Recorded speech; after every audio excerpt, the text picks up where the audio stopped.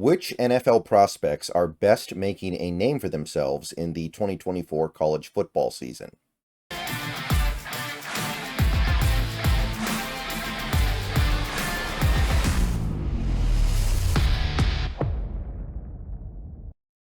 What's going on, everybody? Good morning. We have made it to Wednesday, one day shy of the first regular season NFL game.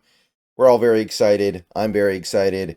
It's a good time right now. It's good vibes for pretty much everybody that watches NFL football. As the weeks go by, some fans of some teams are going to fall off a little bit because their teams aren't performing as expected and are disappointing, or in some cases are just playing really bad. But for the moment, pretty much everybody's feeling pretty good because they know good things are at least possible. And one aspect of watching your favorite team in the NFL is obviously what's going on in the present, but you're also thinking about the future. And a big part of the future is the draft, the 2025 NFL draft. And this is another weekly series that I think helps kind of shine a light on what is going on in the collegiate ranks that could affect your team the following season. So this is College Football Wednesday or NFL Draft Prospect Wednesday. I don't know exactly what you would call it. One of those two things. Realistically, you're probably talking about College Football Prospect Wednesday or something like that because that's the lens you're looking at it through. But the point of this segment is to look at some of the top performing players from the most recent week of college football and basically just highlight them as performing particularly well.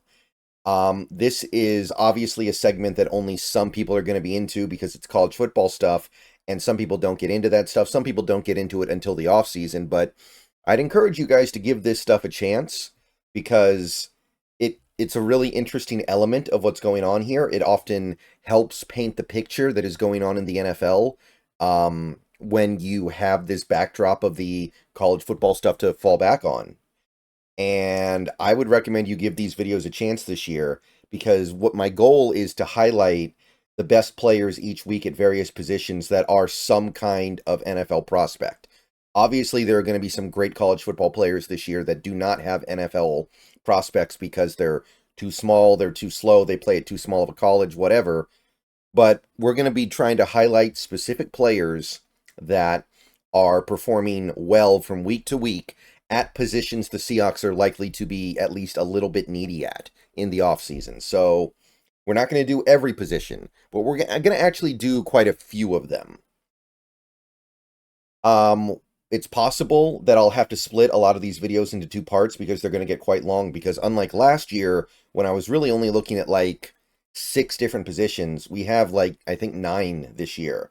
So we might do one half for offense, one half for defense or something like that when the season starts for most of the weeks. Some weeks it won't be because some weeks we won't have that many players to highlight. There are going to be bye weeks. There are going to be weeks where we don't have a lot of top performances. But generally speaking, for each position, I'm going to try to get to 5. I'm going to get at least 2. And I'm going to really try to get to at least 3. But for some positions, 3 is also probably the best that I can do. And obviously we're about stats, but it's not just about stats. Sometimes we will have a little bit more to say about a particular player or prospect than just what is in the stat line. So college football's already started. We already have a week plus of college football stuff, so we actually can already go ahead and make a video now. So let's go through it here. And this is as good a way as any to introduce this series. So first position I'm going to be looking at this year is going to be quarterback. And it was a great week for quarterbacks. In fairness, week 1 usually is because most of the best quarterbacks are playing against terrible competition. And that bared out somewhat this week. But at the same time, they still played really well, right? Even if you're playing against air, you still got to make the throws, right?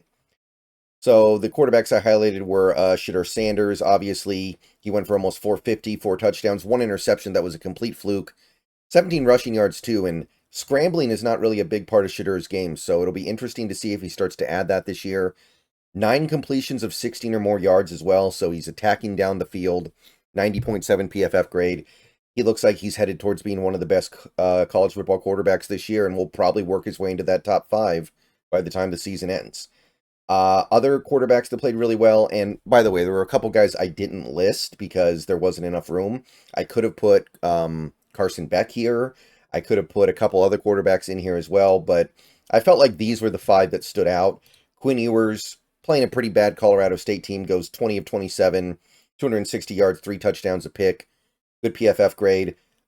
He had this one touchdown near the goal line that looked like a pretty routine throw, admittedly, but the ball placement to get around the defense was actually really impressive. I was actually very impressed with a very simple throw for Quinn Ewers. It was not necessarily a ton to it, but I would definitely recommend checking it out. The ball placement on a throw across the field, it's pretty on point.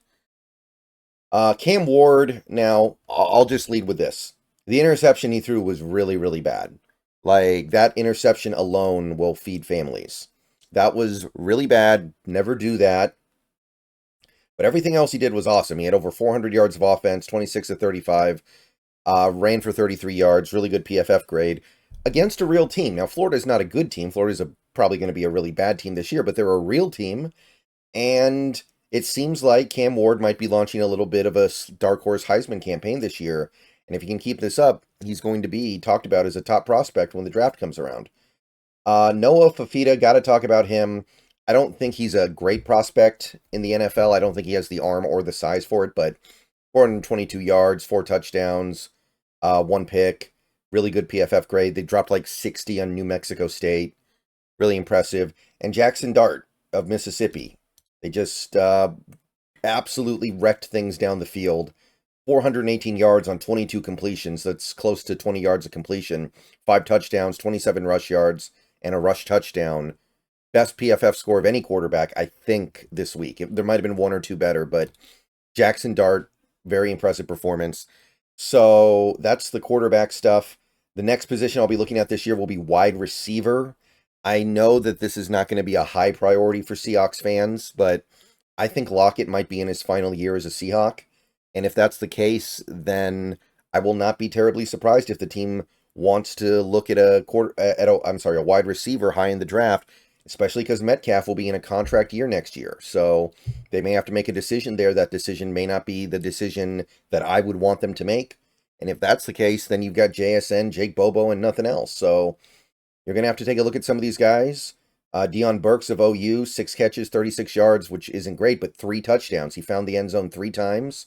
14 rush yards as well on 3 carries, so Oklahoma's using him in that way as well, the jet sweep stuff.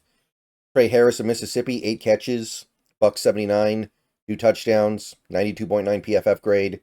The main recipient of Jackson Dart's brilliance on this particular week, Xavier Restrepo of Miami, catching a lot of balls from Cam Ward, 7 for 122 and a touchdown. Also tried a pass. Had a pass attempt, it didn't complete, but he had a good game. And of course, the big one, I mean, we had to talk about this guy, McMillan of Arizona. Now, he's probably going to be a top 5 pick, so take this as seriously as you want to, but 10 catches, 304 yards, 4 touchdowns, 94.2. That might be the highest grade of any player this week overall. Absolute monster. And he showed me that he's not just going to be a slot guy. Based on what I saw in this game, he can do it all. Now, he's got to keep doing it the rest of this season, but it was a crazy good game for McMillan. And then Tez Johnson on a tough day for Oregon's offense where they didn't perform to expectations was the main reason why they still won that game. 12 catches, 82 yards, and a couple of touchdowns. Good game for him. Then I want to take a look at the tight ends here. I want to do some tight end work this year because we are maybe one off season away from being down to AJ Barner, and that's it. Like, all these other guys are on 1-year deals. All these other guys are on 2-year deals with a relatively easy out after 1 year. So I want to keep this in mind. So, guys, this week that I want to highlight, Luke Lakey of Iowa, 6 catches, 63 yards, which doesn't sound crazy, but remember, this is Iowa we're talking about here. Iowa, the immortally unforgivably bad offense. So 63 yards for Iowa is like 300 yards on any other team. Like 63 yards is a big deal for Iowa. Terrence Ferguson of Oregon, he was the other guy who showed up for that Oregon offense. 7 catches, 87 yards, 86.8 PFF grade. I want to shout out RJ Maryland. This was from the previous week because SMU was a team that actually played a game in week 0, they call it. And he played great. I don't want to let this one slip through the cracks just because it was week 0. 8 catches, 162 yards, a touchdown, 90.3 grade. I think the highest graded game of any tight end so far this year. Oronde Gadsden, a guy who I highlighted last year and then he barely played because he got hurt. He's back for Syracuse. 7 catches, a $1.08, and a $1.08, I guess they would say, and a touchdown, 90.1, really good. And Colston Loveland, the top tight end in this class, had a really nice game for Michigan in what was kind of a sleepy opener for them. 8 catches, 87 yards, and a touchdown. Looking real good, too. So that's the tight end stuff. Now we have some stuff going on the offensive line, and we're definitely going to need some time for the boards to kind of take shape for the offensive linemen. But the guys who seem to play pretty well the first week, the guys I want to highlight, Tyler Booker of Alabama. Now, Alabama had a free win against Western Kentucky, but that offense put up 63 points. They ran for 334 yards, and Booker allowed 0 pressures. So even though the PFF grade is very mediocre, I do want to highlight that. Tate Ratledge is playing right guard this year, but I think he has the skill set to play left guard, so I do want to be including him in this series this year. No pressures allowed, 34 points scored, 169 rush yards. They're playing a real defense, by the way. They were playing Clemson. That's not a free win. 6.3 yards per carry, 71.4 PFF grade, so he looks good.